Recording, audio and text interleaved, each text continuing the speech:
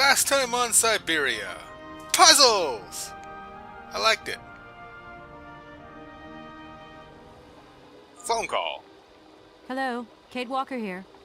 Miss Walker, this is Professor Ponce. I'm about to start my lecture on the Yukols at any moment. Please make haste to come. Okay, I'll give it my best. Excellent. We'll be in the main lecture hall. See you soon. My train is in position. It can wait. Alright, the lecture hall should be up here. Ah, there you are, Miss Walker. Good, good. Take a seat quickly. I'm impatient to start my lesson. So many students, Professor. I can see that the school is just a beacon of knowledge. My young friends, a very exciting discovery, unimaginable up until only a few hours ago, has come into my hands and has finally allowed me to complete my study on the mysterious Yukol people. Lights, please. The Yukols are a people from the far north about whom very little is known. They live far away, very far away, on the frozen borders of Syberia. This distance and the climatic conditions of the region, which are unfavorable to human existence, have limited the size of the Yukol population and kept it out of reach of the scientific world. The handful of slides that follow are actually the only documentation we have in our possession. It was a Russian explorer who made these drawings and took these photographs 100 or so years ago. Today, we owe what we know about the Yukol people and their culture to him. We know that the origins of the Yukols date back to the last ice age. Curiously, evidence of their presence has been found in Western Europe, and more precisely in the prehistoric caves at the heart of the Alps. This people, it seems, undertook a long migration over centuries towards the far north of the globe. The reasons for this migration are due to the importance of the mammoth in their craft, trade, and culture. They used them for transportation and as beasts of burden. The mammoth brought them meat, skins, fat, and ivory. Man and animal lived in symbiosis. There's no doubt about it. Mammoths started to drift away from the region due to changing climatic conditions, and the Yukols followed them to the north, to the edges of Syberia. Prehistoric cave drawings, identified as Yukol in origin, first led me to the extraordinary hypothesis that the Yukols had managed to domesticate the mammoth. They are, to the best of our knowledge, the only prehistoric people to represent a man riding a mammoth. Today, because of this genuine mammoth skin effigy, identified by myself as an authentic Neolithic object, I can confirm this hypothesis. Yukol forebears managed to tame mammoths. Prehistoric man uses little imagination. He draws what he sees and represents scenes from real life. This familiar day-to-day object is actually a children's toy. As we have seen, Yukol existence was inextricably linked to that of the mammoth. They used its skin for clothing and to make the roofs and walls of their houses. They used the tusks to build the frameworks of their homes, as well as weapons, tools, and jewelry. Curiously, the disappearance of the mammoth 12,000 years ago had no immediate effect on the Yukol's way of life. It seemed that for a long time after, the people maintained their strong bond with the mammoth through the centuries. As incredible as it may seem, the Yukol people have continued right up until the start of this century to feed themselves on mammoth meat and to use the skin for clothing and shelter. Their ivory craftwork industry is still flourishing. It would appear that to preserve ancestral customs, the Yukols learned how to exploit through the centuries the large number of frozen mammoth carcasses that were perfectly preserved in the ice of the Siberian tundra. They have been able to live mainly off this enormous freezer stock for almost 30 centuries. As plausible as this explanation may seem, it seems it is not enough for the scientific community who, I will confess, is greatly perplexed by the question. In the absence of acceptable scientific evidence, we have to make do with Yukol shaman artifacts. The research department that I have the honor to represent today lends no credence to the myths and legends that these tribal charlatans peddle. We have to take their stories at face value, mere tales to while away the long Siberian winter. The legend of the Siberian ice ark is a very good example, and you are invited to find out for yourselves from the pamphlet that I had passed around to you. This legend would have us believe that today, somewhere on a lost island to the north of Syberia, there are living mammoths still in existence, a sort of hangover from the Ice Age. This small herd has been miraculously preserved for more than 120 centuries by the Yukol's tender care. And the island on which the pachyderms are said to live is called Syberia. My friends, I advise you to resist the temptation you may have to believe in this pish and tish. The island of Syberia is not charted on any map, and the idea that mammoths have survived to the 21st century is an idle scientist's pipe dream. The Yukols were sadly among the first victims of the colonization of continental Siberia led by the Russians in the 20th century. The Kolkhoz and Sovkhoz systems, as well as the exploitation, disdain, and humiliation people had to suffer, marked a definitive break in the Yukol's traditional lifestyle. And since the collapse of the communist regime, the Yukol population finds itself confronted with the same political and social upheavals that other Siberian communities are experiencing. There are two consequences to arise from this. Some Yukols have lost their tribal identity and have integrated into the Russian population. Others, however, have sought long and hard to re-establish links with their ancestral culture that was lost under the Soviet regime. Now, at the start of the 21st century, the last true surviving Yukols have gone to live on the vast territories of their ancestors. Nobody knows today where they live or how they survived. Their very existence would be a matter for speculation if they did not turn up periodically at the tundra's most isolated fur trading posts to exchange mammoth tusks for essential items. There ends my lecture for today. Thank you for being among us today, Miss Walker. Please make your way to the laboratory where you will find your mammoth doll. There are also photocopies of my lectures should you so require them. Oh my God, that was way too much like a real college lecture. And why the fuck did you sit right next to the projector? Couldn't hear shit.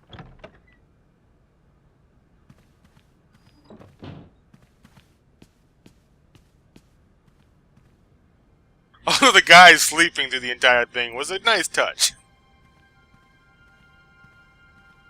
It's over. I saw you wake up. Actually, no, it's not over. It hasn't started yet. You can go back to sleep.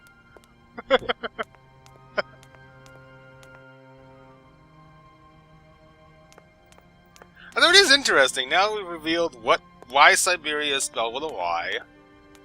And I'm willing to bet we're gonna go to this place where magical mammoths still live. That'd be pretty awesome. Give me my toy.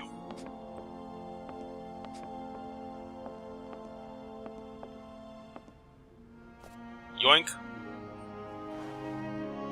And give me those slides, just in case. What is it you want to... Nothing, apparently. I'll leave you. Sorry? Oh, there they are. Wish you could have given this to me in PowerPoint, but whatever.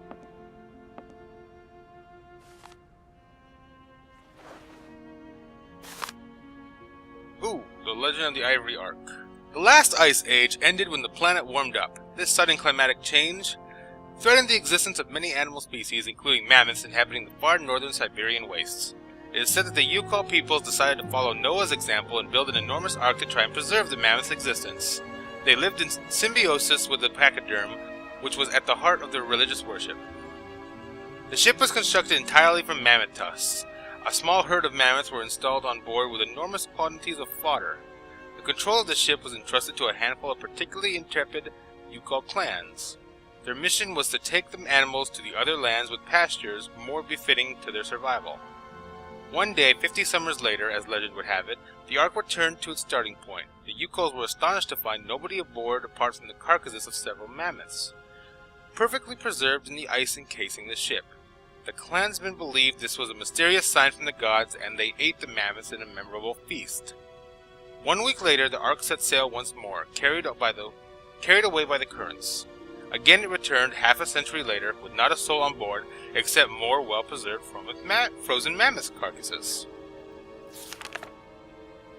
This mystery continued for a millennia, each time the surprisingly well-preserved mammoths appeared out of nowhere. The Yukols interpreted the phenomenon as a benevolent offering from their dead companions who were believed to have perished on the Ark's first voyage, in some horrendous maritime cataclysm. It was believed that their souls had found eternal rest on a mythical island that the shaman named Syberia. You can't just change one letter of your current country and say that's a new country's name, especially when that letter is pronounced the same fucking way.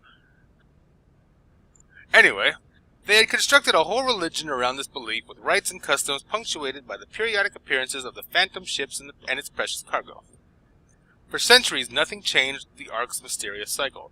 Only the size of the mammoths changed, reducing imperceptibly over time. So they just became elephants.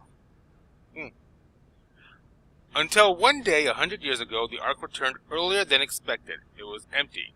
The Yukols were dumbfounded and utterly confused. The spirits of their ancestors had forsaken them. Everything they had believed in, and had been the bedrock of their culture since the very depths of time, had now lost all meaning.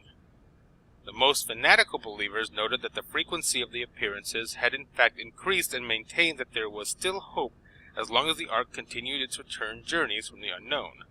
Some elder Yukols boasted having seen it several times, but thenceforth, each time the white ship appeared, it only offered an empty shell to the despairing eyes of the surviving Yukols. The belief became superstition, and the reality became legend. It's not really a religion if it factually comes back every time. That, religions require faith, and that actually happened. There's proof, and it's not like every 1,000 years, so it's a myth. No, it's 50 years. A guy can see it twice. It's like, I saw it when I was a kid. It goes like, it's gonna happen on Tuesday. People know this will happen. In fact, since it stays there for a while, you could document the fact that it was proven there. It's proof. I don't know. I'm thinking too much about this.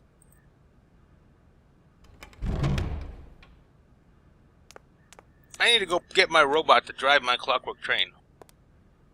Actually, now that I think about it, they didn't say how many times the trip was made, so who knows how long ago it stopped. Maybe there was no documentation of that shit.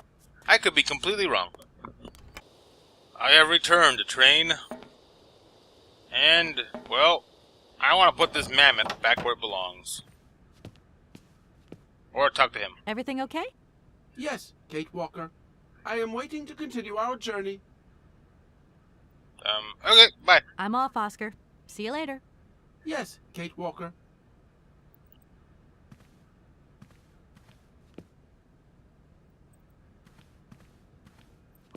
Mammoth, return from whence you belong.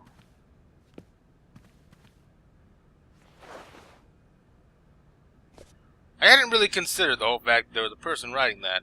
But then again, I don't know the history of mammoths, so I didn't think about it.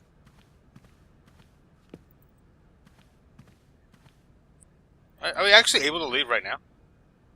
Everything okay? Yes. Oscar, get ready. I'm going to start winding up the clockwork engine. Good, Kate Walker.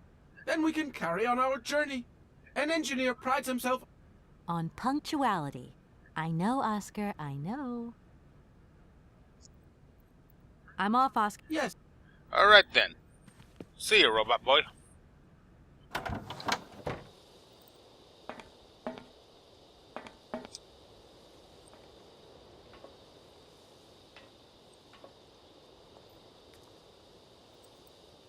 So I must admit, I was under the impression that this was the only clockwork train in existence.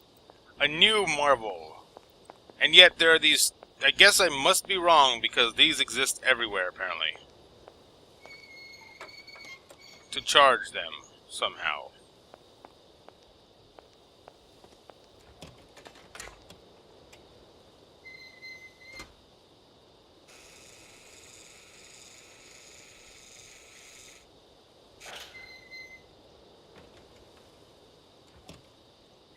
You know, you could just take that, give it to Oscar, and say, "Alright, Oscar, you're a robot. Just answer the phone." Hello? Where are you? Hi, Dan. I'm in Barrackstadt. What? Is that a town? I hope the man you're looking for lives there. Are you coming home soon? From what I gather, it's one huge university with an extraordinary station aviary. If you could only see it, there are trees and birds everywhere. It's so weird here. Sounds like a great place for a bit of sightseeing. So, are you coming back soon? I don't think so. In fact, the train I'm traveling on has some kind of a mechanical problem. We've been forced to stop here. Us? I thought you were alone. Who's with you? Oscar, the train engineer. You're messing around with mechanics now, are you? Don't be so stupid, Dan, please. Oscar is an automaton created by Mr. Varlberg, the man I'm looking for.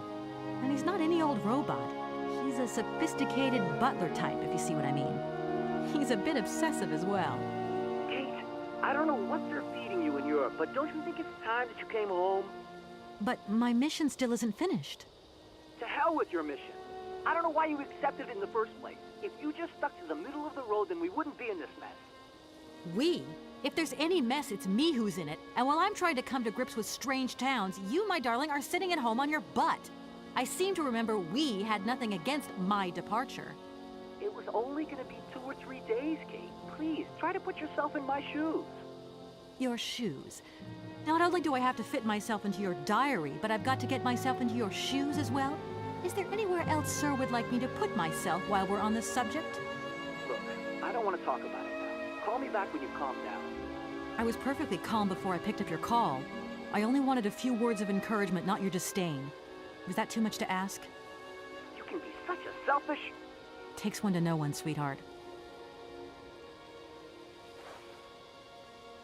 Your boyfriend's a dick. Or husband. Sounds like husband. I have a feeling you're gonna be single in the sequel.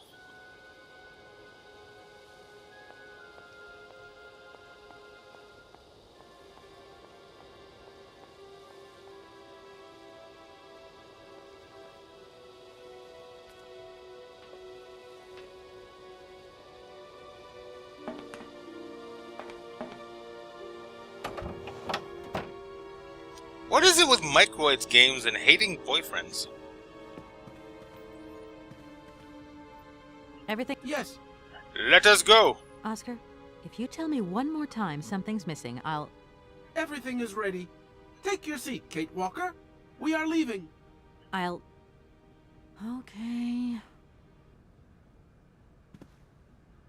You never told me something was missing here. I did everything. I actually figured it all out.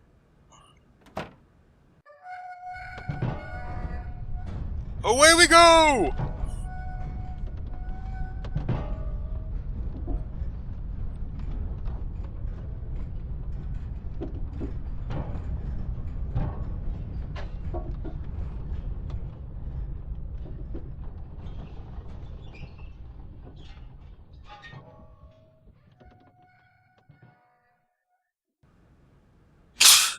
I've got to open the door now, don't I?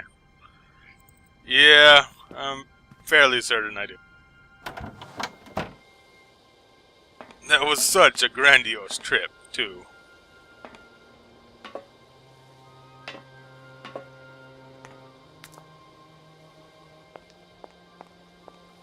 If you're in here, you son of a bitch. What are you doing there, Oscar? It is imperative that we comply with railroad and customs regulations, Kate Walker.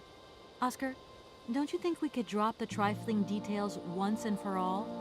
We need an exit visa to get beyond the wall, Kate Walker.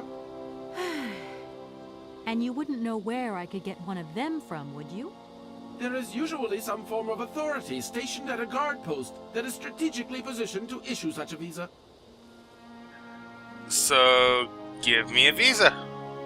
I don't suppose you can help me get this visa, then? Your non-supposition is correct, Kate Walker. Oscar, don't you think we... You neglected to find the clockwork winding mechanism for the train with sufficient haste, Kate Walker. What nerve! And you refused to lend a helping hand. Help that could have been invaluable to me. I agree, Kate Walker. If you weren't so obsessed by procedure, we wouldn't have had a hitch. I am not entirely convinced, Kate Walker. Oscar, please, let's get in the train and leave, can we? Yes, Kate Walker. Give me the visa. Okay, see you later, Oscar. Yes. Now I need a fucking visa? Where's this? How do I get a visa? Oscar, Your request? Oscar, the automaton that drives this train will be... Yes. And it's weird, because sometimes, when he drops all that stuff about... Please refrain from attributing human... Oscar? You neglect... What nerve! And you... I agree. If you... I am not entirely... Oscar, Yes, Kate. I don't suppose you can help me get this visa, then? Your non-supposition is correct, Kate Walker. Do you realize, my good man, that as a lawyer charged with an important matter of inheritance, I could sue you for obstructing justice? Kate Walker, we still need an exit visa, in any case. Okay. Yes.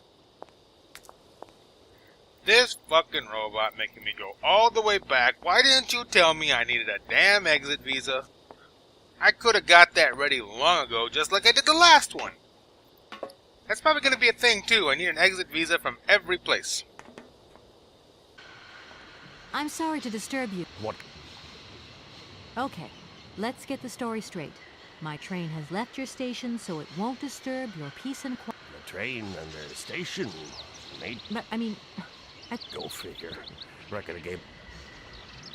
I fixed my train, but the wall's still in my way. I can't go in... Shh, please, miss. The gate is locked. A key! A key! It'd take quite a key to open a gate like that. Anyway, the wall belongs to the army. That's their business. Because of the enemy, you see. The enemy? What enemy? Don't ever go to the other side of the wall, miss. That would be crazy. Please, believe me. Nobody ever goes there. Ever. Huh. I only asked you that. I didn't actually expect you to give me some new information there. Okay. I feel like I've lost my way a little here. I could really do with your help. Hey, anything I can do, miss, you just let me know. Well, obviously you can't do anything. I won't disturb... Well, Let's go see the Stooges. Gentlemen, I'm awfully bothered to have to disturb you again. A bothersome disturbance indeed. Which, I may add, disturbingly bothers us. No bother, my dear. We're listening. I need to move my damn train, and you guys might open the gate. I finally managed to get my train out of the station. Everything may return to normal. I hope you're happy. Yes, we are now very satisfied, and we thank you, miss, for respecting our regulations. A train should first stop, then subsequently leave space for other trains. There we go. One more little problem we've managed to tie up, and now we can return to some highbrow concerns. Like booze. And grapes. Can you possibly help me out here? Miss, your insistence is almost verging on indecency. We cannot constantly be at your disposal. We have many other requests to attend to. If you don't mind, could you not disturb us all the time? Thank you. I really don't like you guys. I want to express my gratitude. Thanks to you, I can carry on my journey. We would also like to thank you for repairing our bandstand. It was beyond all hope. Allow us to wish you good luck, and see you next year at enrollment time, perhaps. I doubt it, but thanks anyway. Hans? Does the name Hans Vorarlberg mean anything to you by chance? Ah, one of the brightest, most idealistic intellects to have graced our university. Hans Vorarlberg. I remember speaking to him once. I was still a student at the time. He just stared at me, lost in thought for a while. He scarcely ever said a word. But how can one forget him? Idealistic? I'll grant you that, but bright? Oh, don't go too far. He was completely incapable of passing any exams. All he ever did was to sit in on lessons, and not many of them either. Paleontology, mainly. He had an unhealthy passion for mammoths, which matched the state of his intellect perfectly. That is to say, prehistoric. Prehistoric? How dare you? A little far-fetched, maybe. But he did have flashes of intellectual brilliance, comprehensible only to high-minded scholars who hold no score by appearances.